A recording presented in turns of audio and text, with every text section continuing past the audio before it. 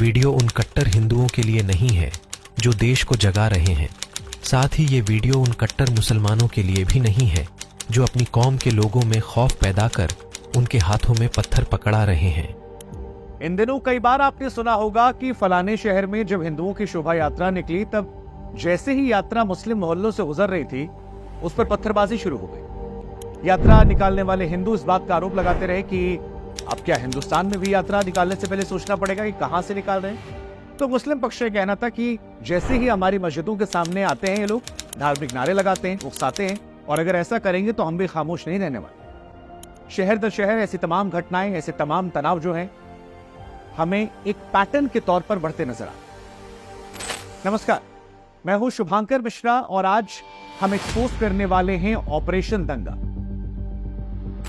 हमारी आप तमाम दर्शकों, तमाम व्यूअर्स से गुजारिश है कि अगर आप युवा हैं या आपके घर में बच्चे बड़े हो रहे हैं या आपका कोई दोस्त ऐसा है जो दिन रात हिंदू मुसलमान करता है, तो प्लीज उसे ये वीडियो दिखाएं और आज इस वीडियो के जरिए आप भी दंगों के खेल को समझें। लेकिन इस खेल को समझने के लिए हमें इतिहास में चलना पड़ेगा। ये समझना पड़ेगा कि दंगे कब से हो रहे हैं और पैटर्न क्या उनका।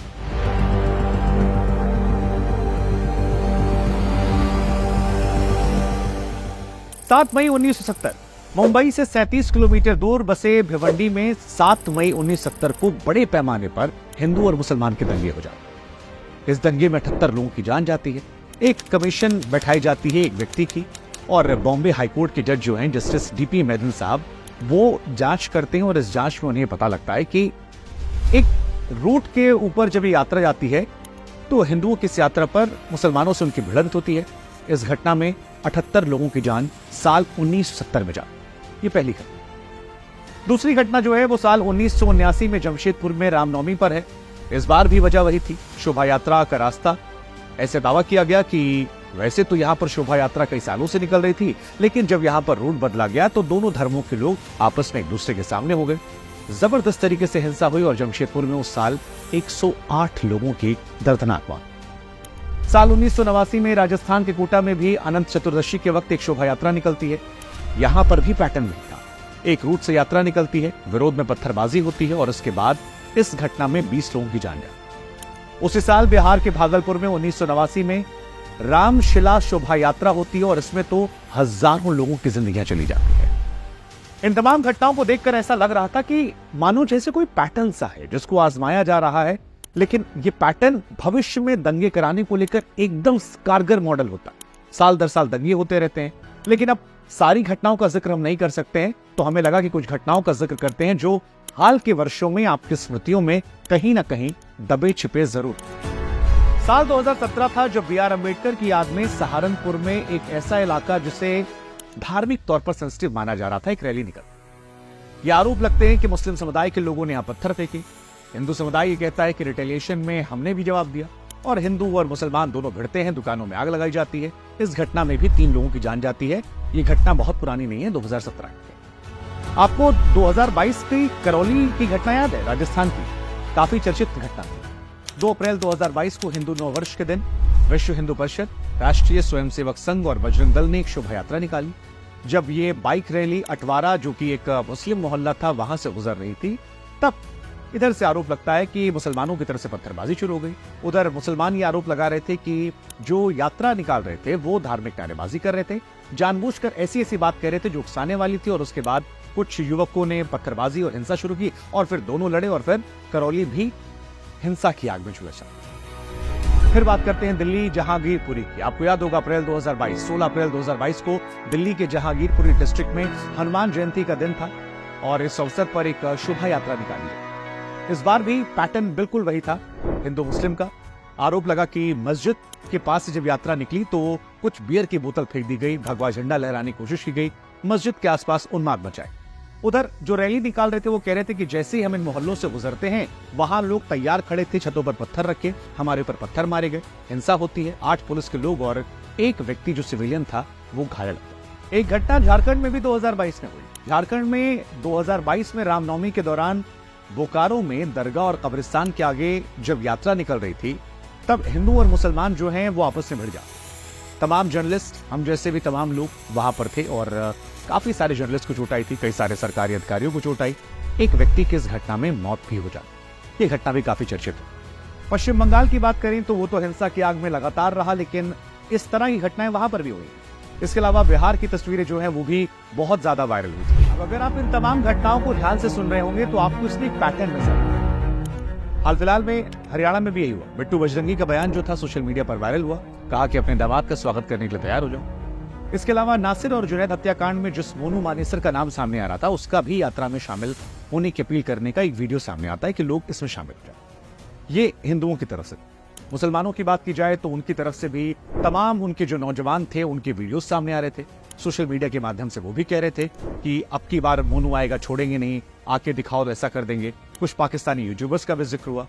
फिरोजपुर झिरका के विधायक मम्मन खान ने हरियाणा विधानसभा में कुछ महीने पहले ये कहा था कि अगर मोनू मानेसर में बात में आ गया तो फिर उसको प्याज के जैसे हम फोड़ करें। अब हैरान करने वाली बात यह कि पुलिस और प्रशासन सोया रहता है और ऐसा बिल्कुल नहीं है कि उन्हें यह पता नहीं होता कि हिंसा हो नहीं सकती, लेकिन फिर भी कुछ नहीं कर। कई मामले ऐसे होते हैं कि पुलिस से परमिशन नहीं ली जाती है या फिर पुलिस के मना करने के बाद भी रैली निकाली जाती है। लेकिन एक सच ये भी है कि अधिकतर मामलों में पुलिस को बताकर ये रैलियां निकलती हैं और उसके बाद भी पुलिस कुछ नहीं कर पाती। अब कायदे से ये होना चाहिए कि दोनों समुदाय के लोगों से बातचीत की जाए, एक आपसी सहमति बनाई जाए, यात्रा का एक रूट निकाला जाए और इस तरह की शर्तें रखी जाए कि दोनों वर्गों में किसी को समस्या, दोनों वर्गों के जो अति उत्साहित लोग हैं उनको शांत रखा जाए। ये बहुत बेसिक चीज है, ऐसा होना चाहिए।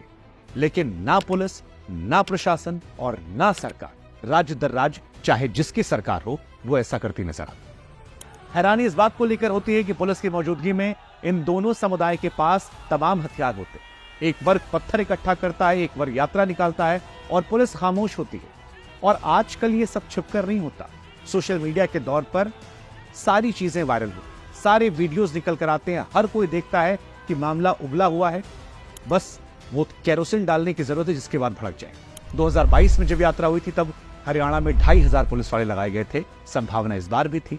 नासिर जुनैद हत्याकांड के बाद तनाव था, पुलिस जानती थी, लेकिन इसके बावजूद इस बार संख्या 800 कर दी गई और इन 800 में भी ज्यादातर वो थे जो होमगार्ड थे या फिर पर्सनल सिक्योरिटी ऑफिसर्स थे। ये तमाम वो लोग हैं जो सीरियस लॉ एंड ऑर्डर की स्थिति से नहीं निपट सकते। हरियाणा के उप मुख्यमंत्री दुष्यंत चौटाला ने भी इस मामले में बाद में कहा कि जो एडमिनिस्ट्रेशन है वो इस स्थिति का सही से आकलन नहीं कर। लेकिन इसमें समझने वाली एक बात और भी है कि गैर जिम्मेदारी ये है कि जानमाल की हानि होने केस में पुलिस को पता है कि पुलिस से कोई पूछने वाला। आप हिंदू मुसलमान करते हैं और इस वजह से हिंदू से पूछेंगे, कहेंगे मुसलमान जिम्मेदार है, मुसलमान से पूछेंगे वो कह देगा हिंदू जिम्मेदार है।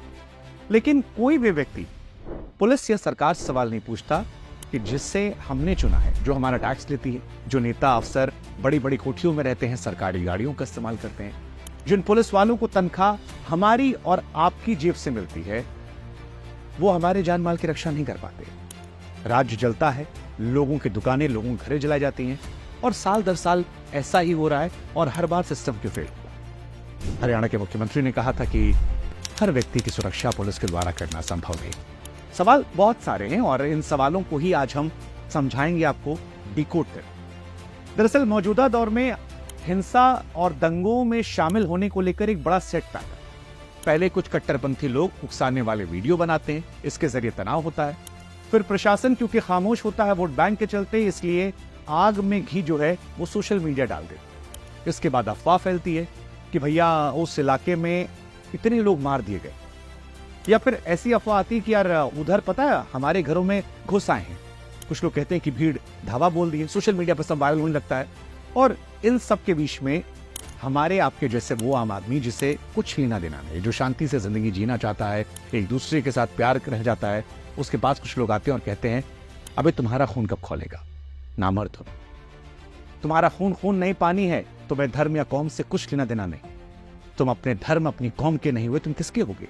वो लोग आएंगे तुम्हारे घर में घुसेंगे, जब तुम्हारी औरतों तुम्हारी महिलाओं के साथ कुछ करेंगे तब जाकर तुम्हें पता चलेगा।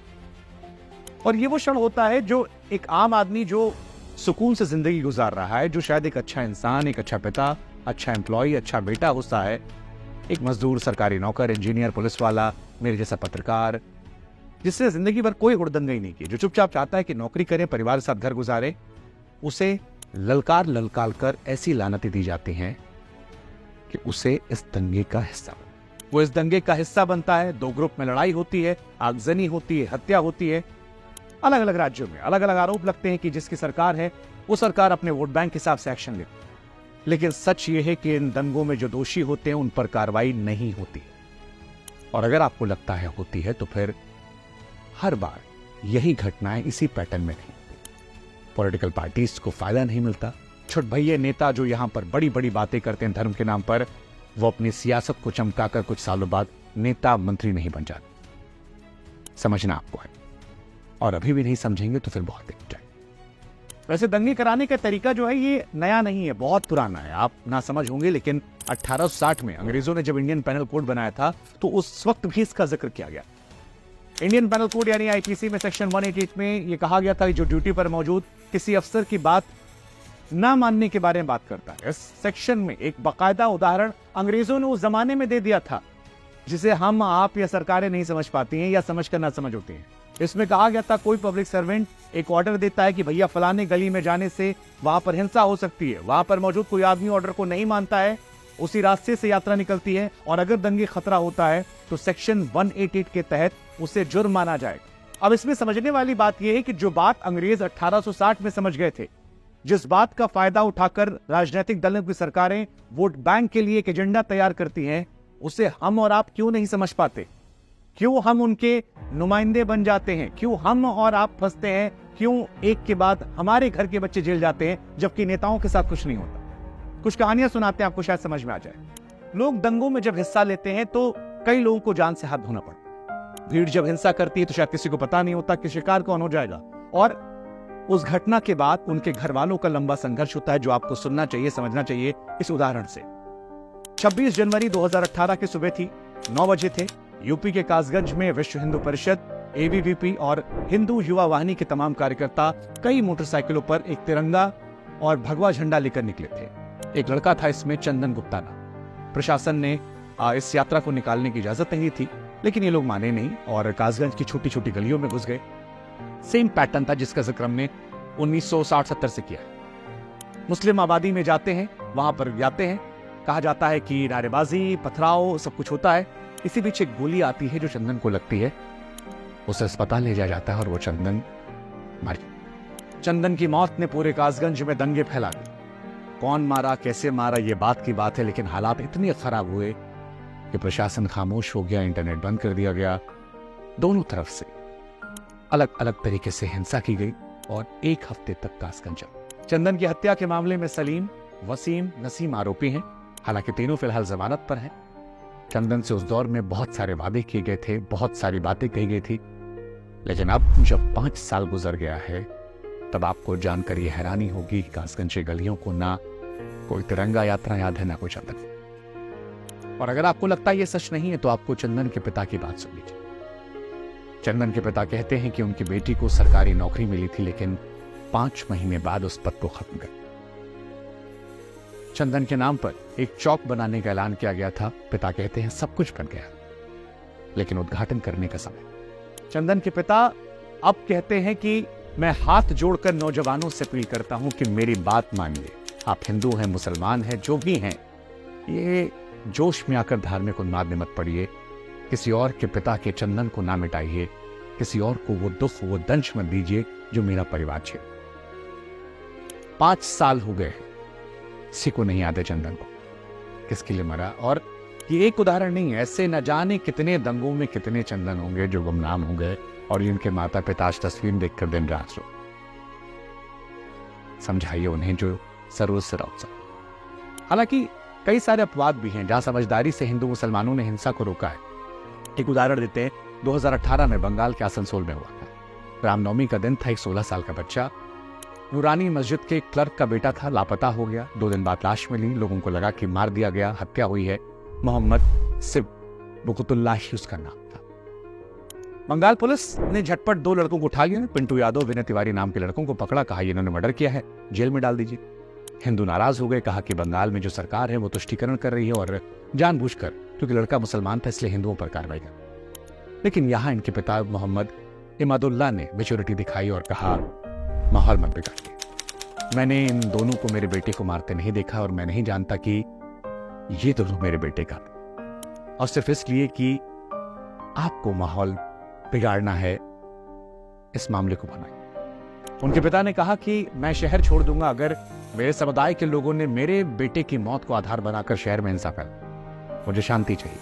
मेरा बेटा चला गया, वो नहीं लौटेगा, लेकिन मैं नहीं चाहता हूं कि जो मैं महसूस कर रहा हूं वो कोई और परिवार महसूस करे, चाहे हिंदू हो चाहे मुसलमान। एक बार को जरा आप कल्पना करके देखिए कि अगर उस दिन उसके पिता ने ये नहीं कहा होता तो शायद आंख के बदले आंख ली जाती और फिर आसनसोल में कितने अंधे होते आप अंदाजा नहीं लगा सकते। यहां सियासत तो नहीं चमक पाई, लेकिन इंसानियत जीत जाती है। कुछ और ऐसे अति उत्साही लोगों की कहानियां सुनाते हैं जिन्हें बाद में एहसास हुआ। 2002 दंगों में 2 तस्वीरें वायरल हुई थी। एक तस्वीर थी अशोक मूची की, जिनकी तस्वीर दुधेश्वर में खींची गई थी। हाथ में एक लोहे की रॉड थी, बैकग्राउंड में आग जल रही थी, किसी फिल्म की तरह सीन था। दंगों को लेकर यह तस्वीर डराने के लिए काफी थी, बहुत ज्यादा चर्चित। और एक और तस्वीर थी जो दंगे का दूसरा दृश्य दिखाती थी, कुतुबुद्दीन अंसारी की। नरोदिया पाटिया में सिक्योरिटी फोर्सेस के सामने हाथ जोड़कर गिड़गिड़ाता एक शख्स। साल बीतते, बहुत कुछ हुआ, बहुत सारी हिंसा से गुजरात गुजरा, देश के कई और हिस्सों में कहानियां आई, लेकिन अब अशोक मूची कहते हैं कि इस तस्वीर ने जिंदगी बदल दी। इस तस्वीर ने उन्हें उस गुजरात दंगों में सबसे बड़ा दंगाई बनाया, वो थे नहीं। वो कहते हैं कि ऐसा समय था, ऐसा माहौल बना दिया गया कि एक साइड चुननी पड़ी। वो कहते हैं मैं बहुत यंग था, समझता नहीं था मैं कि दंगों का पैटर्न क्या होता है।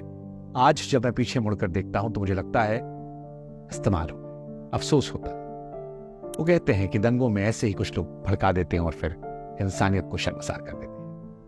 कुतुबुद्दीन की भी कहानी ऐसी है। 2 दिन बाद पुलिस की गाड़ी दिखाई पड़ी तो बाहर निकले, गाड़ी को रोकने की कोशिश की। किसी पत्रकार ने उन्हें अपने कैमरे में कैद कर लिया और सेफ जगह जब वो जा रहे थे तो ये तस्वीर उनकी खींची गई, जो बाद में सोशल मीडिया पर बहुत वायरल। एक जिसकी तस्वीर वायरल हुई डराने को लेकर, एक डरने को लेकर। हालांकि दोनों तरफ से हिंसाएं हुई थी, कार सेवकों को जलाने से लेकर बाद में उसके रिएक्शन को लेकर। लेकिन सालों बाद आज अंसारी और अशोक जब मिलते हैं तो दोनों दोस्त।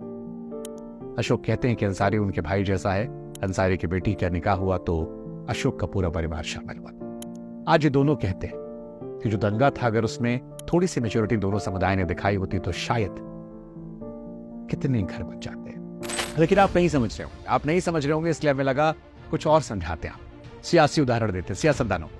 22 अक्टूबर 1990 की रात थी। शरद और राम कुमार कोठारी कलकत्ता से चलते बनारस पहुंचते हैं, वहां से आजमगढ़ और फिर सड़क का रास्ता बंद था तो अयोध्या की तरफ पैदल निकल लेते। 30 अक्टूबर को दोनों अयोध्या पहुंचते हैं।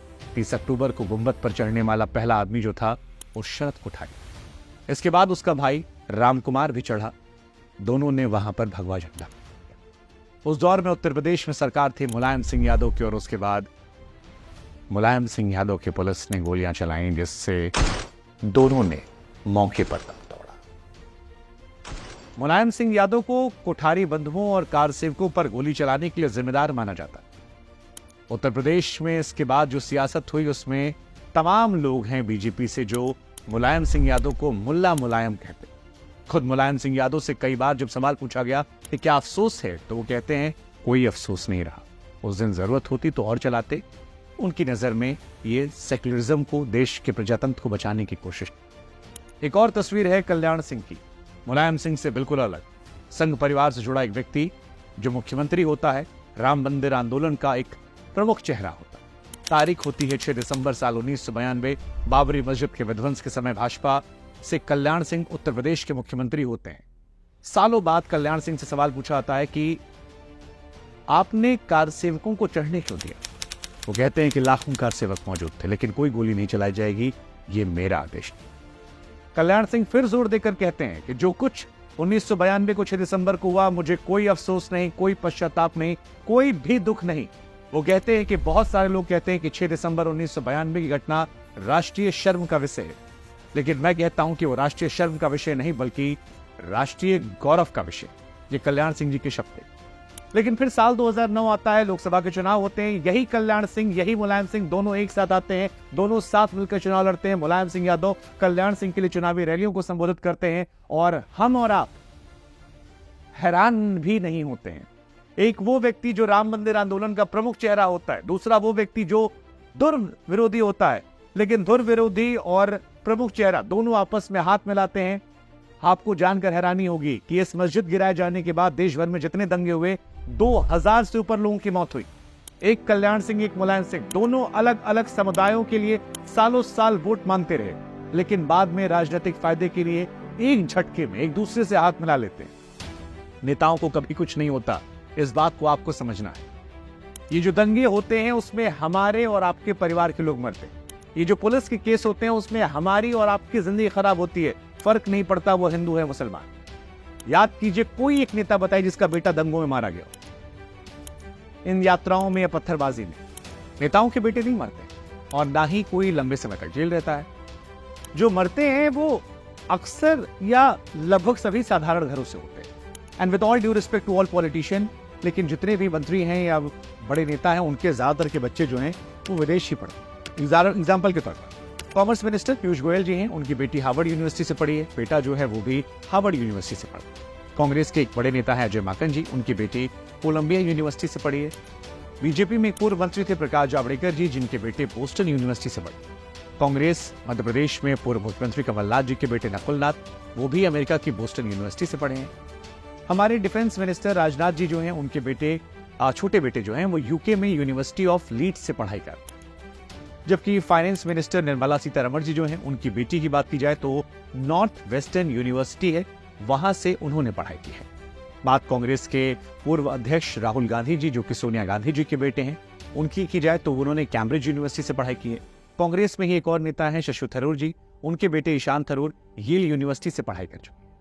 विदेश मंत्री एस जयशंकर साहब की बात की जाए तो उनके बेटे ने अपनी पढ़ाई यूएस की जॉर्ज टाउन यूनिवर्सिटी से की थी और उनकी बेटी डेनिसन यूनिवर्सिटी से पढ़कर आई। कांग्रेस में प्रियंका गांधी जी के बेटे की बात की जाए रेहान वाड्रा, तो उन्होंने SOAS यूनिवर्सिटी ऑफ लंदन से पढ़ाई की। अकाली दल में नेता रही पूर्व मंत्री हरसिमरत कौर बादल जी, उनकी बेटी लंदन स्कूल ऑफ इकोनॉमिक्स से पढ़ी। भाजपा में बिहार से आने वाले एक बड़े नेता हैं, कानून मंत्री रह चुके हैं रविशंकर जी, उनके बेटे कॉर्नेल यूनिवर्सिटी से पढ़ाई कर आए हैं। हमारे उत्तर प्रदेश से ही पूर्व मुख्यमंत्री अखिलेश यादव जी सिडनी से पढ़े हैं। मुलायम सिंह यादव जी के छोटे बेटे प्रतीक यादव जो हैं वो भी लीड्स यूनिवर्सिटी ऑफ लंदन से पढ़े। यूनियन जल शक्ति मिनिस्टर जो हैं गजेंद्र सिंह शेखावत साहब, उनकी बेटी भी ऑक्सफोर्ड यूनिवर्सिटी से पढ़ी है।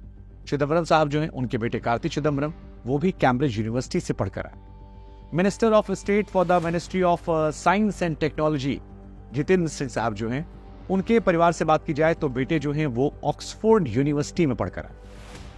RLD के जो प्रमुख हैं फिलहाल जयंत चौधरी, वो लंदन स्कूल ऑफ इकोनॉमिक्स से पढ़कर आए।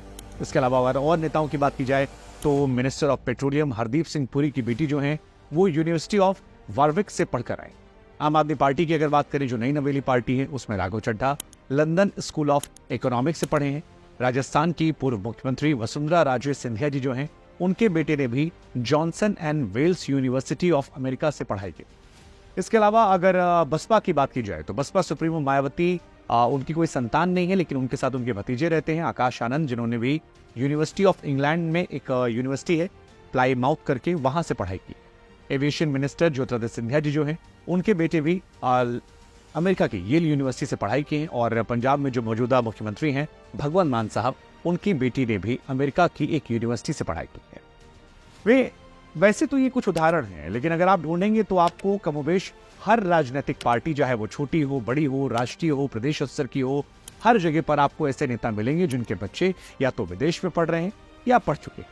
विदेशों में पढ़ाई करने में पैसे ज्यादा लगते हैं और बहुत कम लोग ऐसे देश में हैं जो अपने बच्चों को बाहर पढ़ने के लिए भेज पाते हैं। मध्यम वर्गीय परिवारों में बाहर बच्चों को अगर भेजना है तो कई बार ऐसा होता है कि घर गिरवी रखना पड़ता है, लोन लेना पड़ता है बड़े पैमाने पर। लेकिन ये बात बड़े नेताओं पर, बड़े लोगों पर नहीं लागू होती। उनके पास पैसे होते हैं और वो उन्हें आसानी से भेज देते। लेकिन 2022 में लोकसभा में एक बयान के जवाब में गृह मंत्रालय ने बताया था कि 3 सालों में 3.9 लाख लोग ऐसे हैं जिन्होंने भारत की नागरिकता को छोड़ दिया। ये तो सिर्फ नागरिकता छोड़ने वाले लोग, भारत से दूसरे देशों में जाकर बसने वाले लोगों की संख्या कहीं ज्यादा है। अब देश छोड़कर बाहर जाने वालों में हाई नेट वर्थ इंडिविजुअल जो है वो काफी अमीर लोग होते हैं। अपने देश छोड़कर दूसरे देश में बसने वाले सुपर रिच लोगों की संख्या के मामले की बात की जाए तो दुनिया में भारत तीसरे नंबर पर है।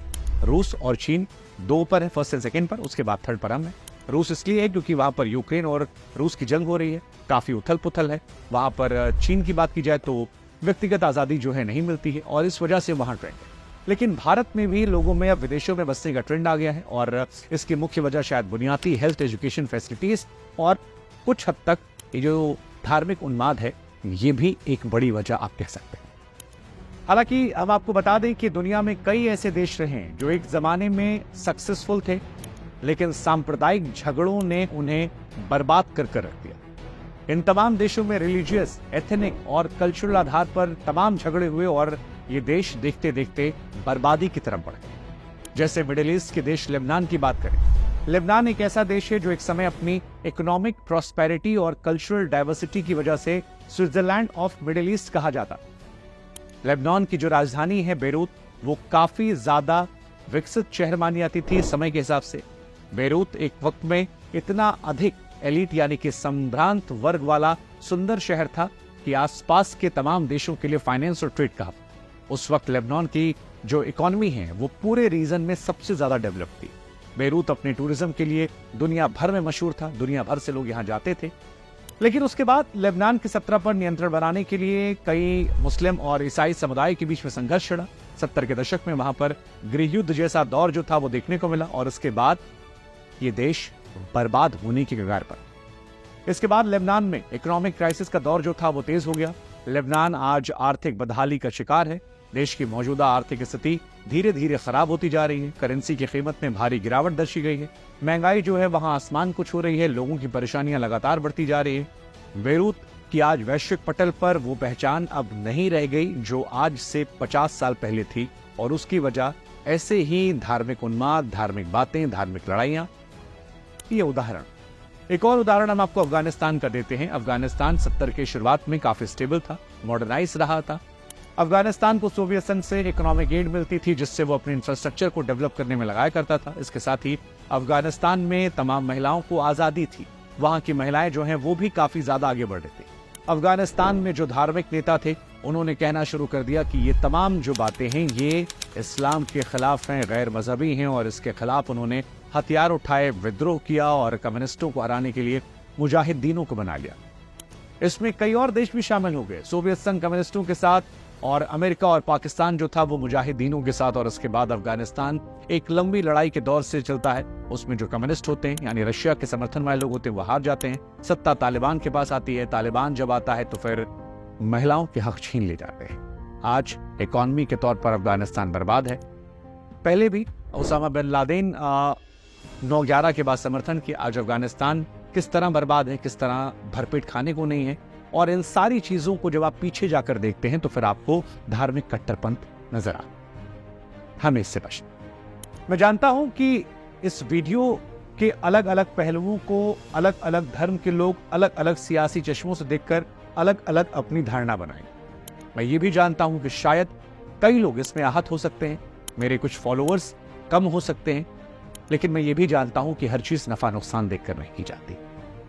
कई बार बड़ी जिम्मेदारियां बड़ी संख्या में जब प्यार मिलता है तब की जाती है। और इसको समझते हुए मेरी ये कोशिश है कि जो बातें हमने रखी, जो तथ्य हमने रखे हैं, अगर इनको सुनने के बाद कोई एक शख्स भी दंगों का हिस्सा बनने से खुद को रोक पाया तो इस वीडियो को बनाने का मकसद मेहनत सफल हो जाएगी। मैं जानता हूं कि हम उस दौर में जी रहे हैं जहां पर लोग धर्म के नाम पर बटे हुए हैं। ये उम्मीद थोड़ी मुश्किल लगती है, पर हमारे पूर्व प्रधानमंत्री अटल जी ने कहा था कि माना अंधेरा घर पर दिया जलाना था। मैं आशा करता हूं कि धार्मिक अंधेरे के बीच ये वीडियो उम्मीद की किरण बनकर इंसानियत की लौ को समाज में रोशन करे। कितने सफल होंगे ये आप पर तय करता है। आशा करते हैं कि आप निराश नहीं करेंगे। जय हिंद, जय भारत।